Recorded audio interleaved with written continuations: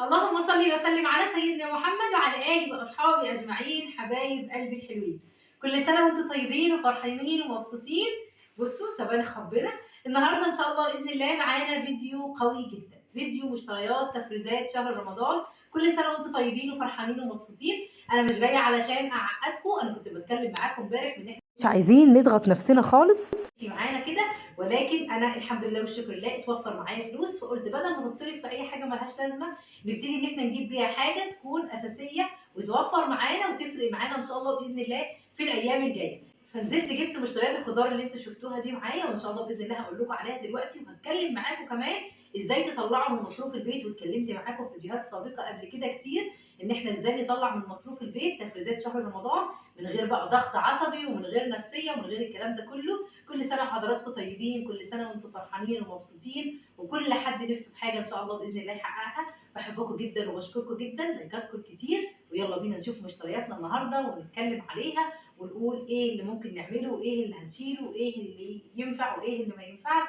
كل ده باذن الله هتلاقوه معايا النهارده في الفيديو. حبايب قلبي بحبكم قوي وبشكركم قوي قوي قوي. يلا بينا نشوف الفيديو هنعمل فيه ايه.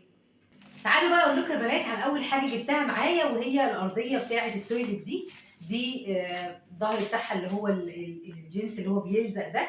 عايزه اقول لكم ان هي حلوه قوي، والنهارده لقيت عليها عرض كانت عامله 165 جنيه فانا جبتها. طب يا دودي احنا اتفقنا ان احنا مش هنجيب، انا اتفقت معاكم ان احنا نجيب مشتريات رمضان يا بنات، ولكن ما نضغطش نفسنا. ازاي ما نضغطش نفسنا؟ هو ان احنا كل اسبوع من المصروف بتاعنا ايا كان المصروف، مثلا وليكن 500 300 200 يا دودي بيقضي بالعافيه. لا، لازم علشان تعيشي في شهر رمضان مبسوطه والدنيا معاكي تبقى كويسه لازم على الاقل كده يا بنات حاجات بسيطه، نشيل 100 نشيل 50. المهم يعني الحمد لله ان انا اتوفر معايا مبلغ يعني كان 400 جنيه بالظبط.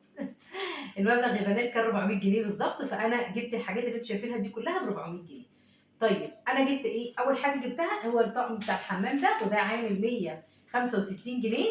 هو حلو كده وعليه سلاحف كده وشكله حلو. ان شاء الله باذن الله لما نفرشه مع بعض في شهر رمضان هتشوفوه معايا حلو قوي قوي. والخامه بتاعته حلوه، هو بيتكون من 4 قطع، قطعه للسله وقطعه للقعده وقطعه كده زي ما انتم شايفين، يعني هي زي ما الصوره كده موضحه لكم.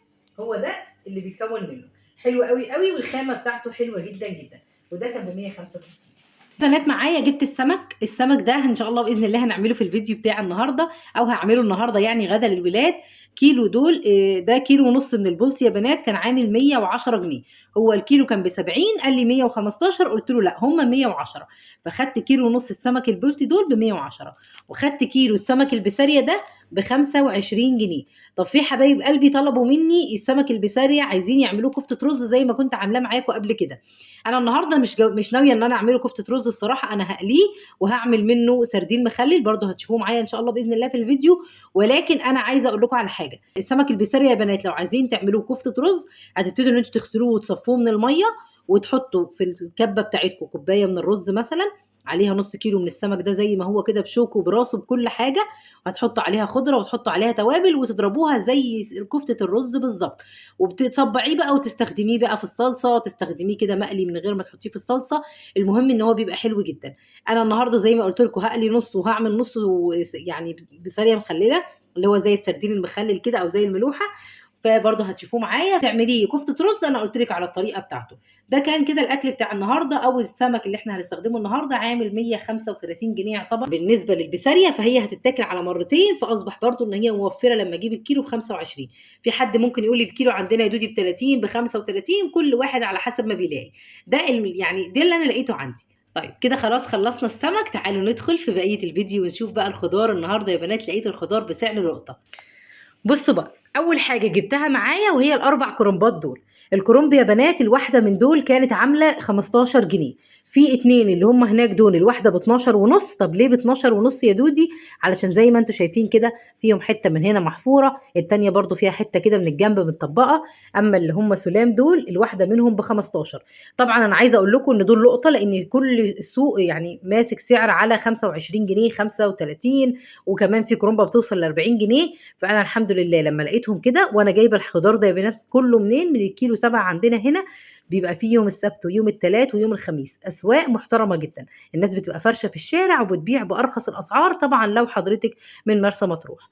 دول يا بنات زي ما بقول لكم كده عاملين يعتبر هنقوله 60 جنيه، يعني هنقول الاربع كرومبات دول ب 60 جنيه مع ان هم ب 55 مش ب 60 جنيه، بس حلوين قوي. هعمل كل كرومبه منهم حتى لو على طبخه، يبقى عندنا في رمضان 4 طبخات من الكرومب، وانتوا عارفين ان شهر رمضان بيحب الاكلات اللي زي كده. وان شاء الله باذن الله في فيديو بكره هوريكي ازاي تفرزي الكرومب من غير ما يجلد، وده احسن وقت يا بنات دلوقتي في السنه ان كنتوا تفرزوا الكرومب فيه وهو لسه الكرومب البلدي موجود. الكرومبه اللي بتلاقيها ورقتها ناعمه وبتلاقي فيها العروق دي رفيعه، ده الكرومب البلدي مش الكرومب البط. في كرومب بط بينزل اللي بيبقى مكبوس ده احنا طبعا ما بنتكلمش عنه.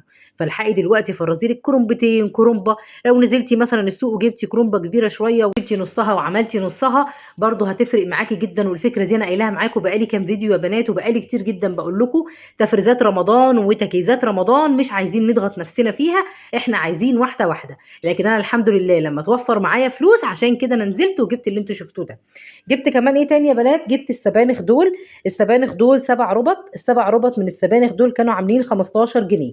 يعني شويه السبانخ اللي انتوا شايفينهم اللهم بارك كده، بصوا حجمهم قد ايه، الشويه دول يا بنات كانوا عاملين 15 جنيه، فانا برضو جبتهم فحلوين جدا جدا اللهم بارك. هنعملهم وطريقه تفريز السبانخ بتاعتي لا يعلى عليها يا بنات والله العظيم مش كلام.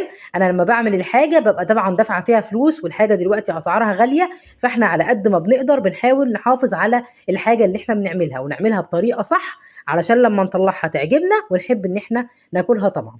جبت كمان ايه تاني يا بنات؟ جبت طماطم. الطماطم ابتدت الحمد لله الى حد ما ترخص، يعني دول الكيلو ونص ب10، فانا جبت الصراحه اللي هي الكيلو ونص ب10، في كيلو ب5 بس لقيتها طريه مش حلوه، قلت لا. طيب يا دودي انا عايزه افرز طماطم ودي اهم حاجه، سواء تفرزيها للاسبوع او تفرزيها لشهر رمضان. فالايام الجايه باذن الله الطماطم هتوصل ل5 جنيه، والراجل ده يعني الراجل اللي قال لي ان الطماطم الايام الجايه هتوصل الكيلو منها الجامده دي ب5 جنيه، نبتدي نجيب لنا عدايه طماطم ونبتدي نفرزها. انا عشان اعمل معاكم فيديو التفريزات فانا جبت ال3 كيلو، لان انا كده كده محتاجه اصلا علشان افرز طبعا للايام العاديه في الاسبوع، فدول هنعملهم الايام العاديه وبعد كده باذن الله نبقى نجيب تفريز بتاع رمضان. جبت كمان ايه تاني يا بنات؟ جبت 3 كيلو من الجزر. 3 كيلو من الجزر دول ب10 جنيه. زي ما انتم شايفين الجزر ممكن يكون قدامكم مغمق شويه، وانما لما تفتحيها او تكسريها كده فالجزريه من جوه بصوا اهي سليمه وما فيهاش اي حاجه خالص، كل القصه بس ان هي غامقه شويه من بره، فما فيش اي حاجه. لما اجرد اللي بره ده وابتدي ان انا اشتغل فيها وهعملها معاكم مخلل يقعد معاكي سنه كامله من غير ما يحصل له اي حاجه ان شاء الله باذن الله. في فيديو بكره هتلاقوا كل الكلام اللي بقول لكم عليه ده. انا النهارده حبيت اعرض عليكم الاسعار كده ونعمل شويه بصاريه مخللين، وبعد كده ان شاء الله باذن الله في فيديو بكره تشوفوا كل الكلام ده. دول يا بنات كانوا ب10. جبت كمان كيلو من البصل، وكيلو البصل كان ب20 جنيه. انا لقيته لقطه الصراحه ان هو ب20، بس زي ما بقول لكم انا محجمه نفسي في مبلغ معين من الفلوس علشان كده ما عرفتش ان انا ازود. كيلو البصل ابو 20 ده انا هفرزه واشيله لشهر رمضان. في حبايبي كتير قالوا لي يا دودي ينفع نفرز البصل ونشيله لشهر رمضان؟ اه يا بنات ينفع طبعا، فباذن الله ان شاء الله هفرزه معاكم وهنقول برضو هنفرزه ازاي. جبت ايه كمان تاني؟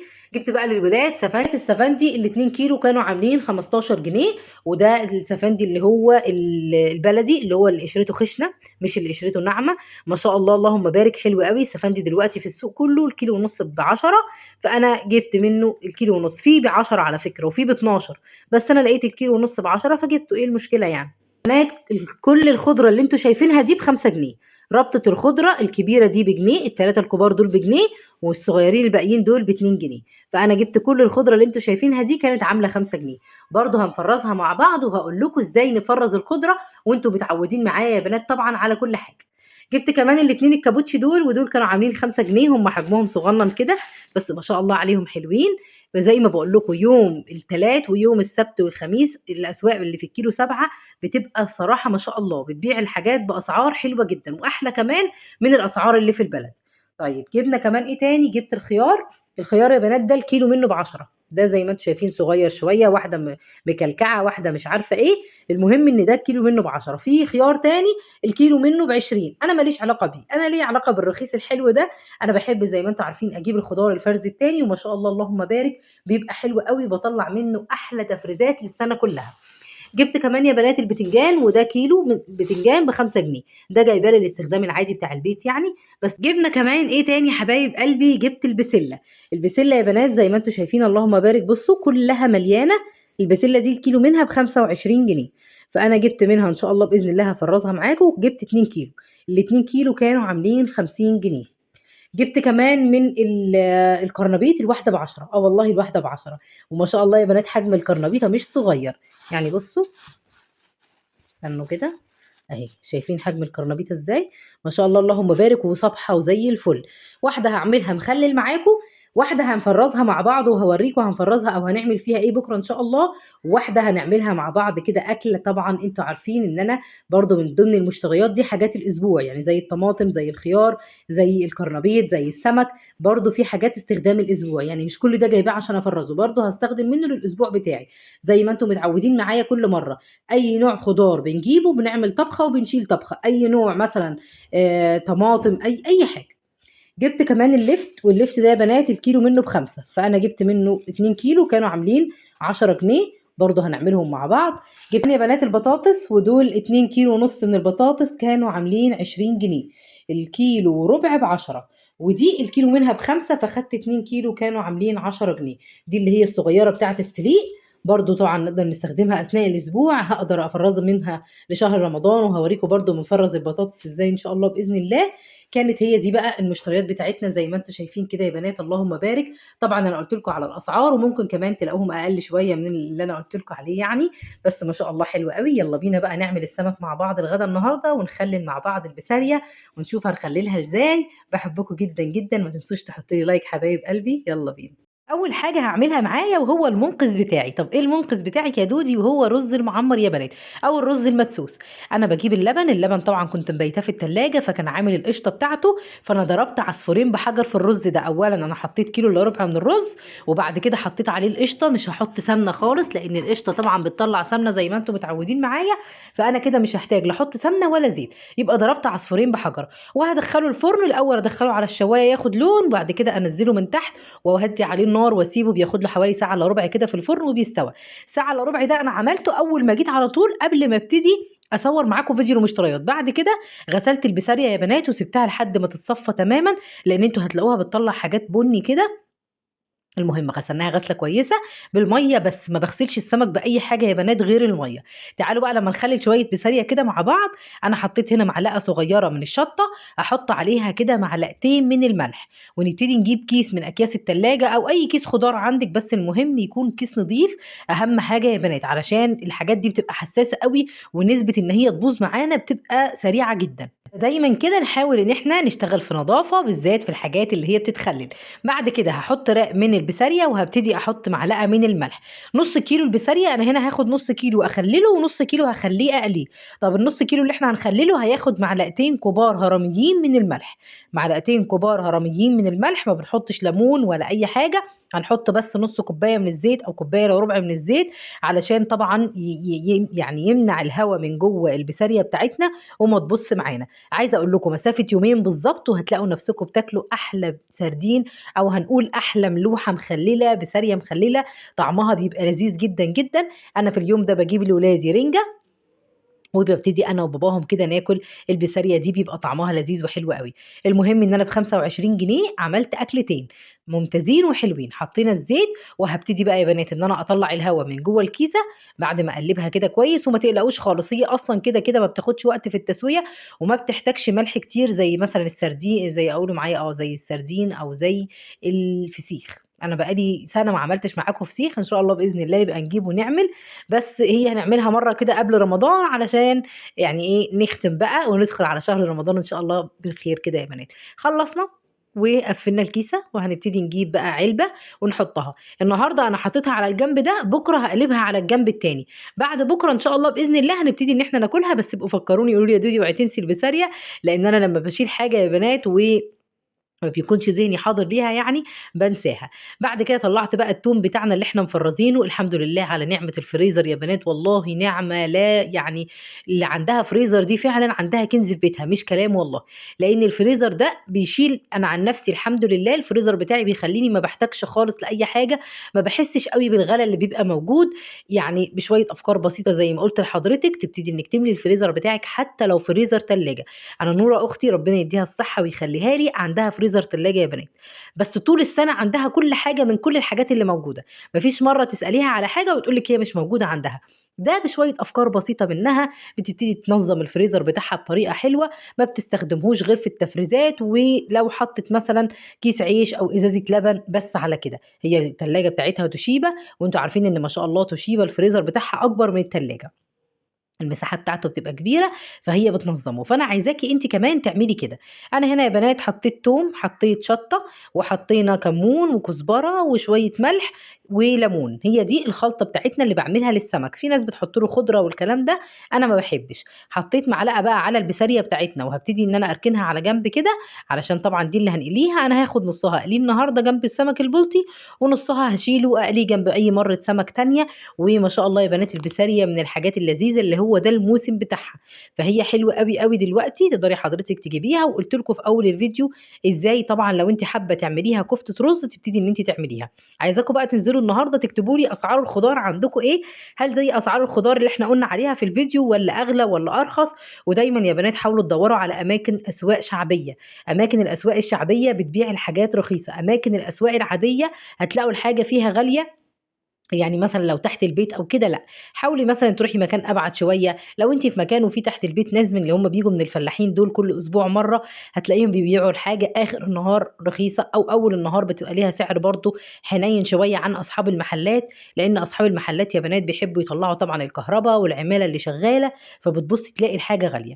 أنا هنا جِبت شوية دقيق، وحطيت هنا فيهم شوية توابل كده من اللي أنا باحطهم على السمك، كزبرة وكمون وملح، وحطيت السمك وهابتدي أنفّضه كويس وأحطه في الزيت. دايمًا الزيت اللي باقلي فيه السمك يا بنات هتلاقوني أنا قالية فيه قبل كده. باعمل إيه لمّا باقلي 3، 4 مرات بطاطس مثلًا وما عملتش زيت، ما عملتش قصدي سمك أو ما جبتش سمك، بابتدي أعبيهم في طبق واسيبهم أو برطمان واسيبهم لمّا أجيب سمك، ولمّا أجيب سمك أفضّيهم أقلي فيهم وارميهم على طول.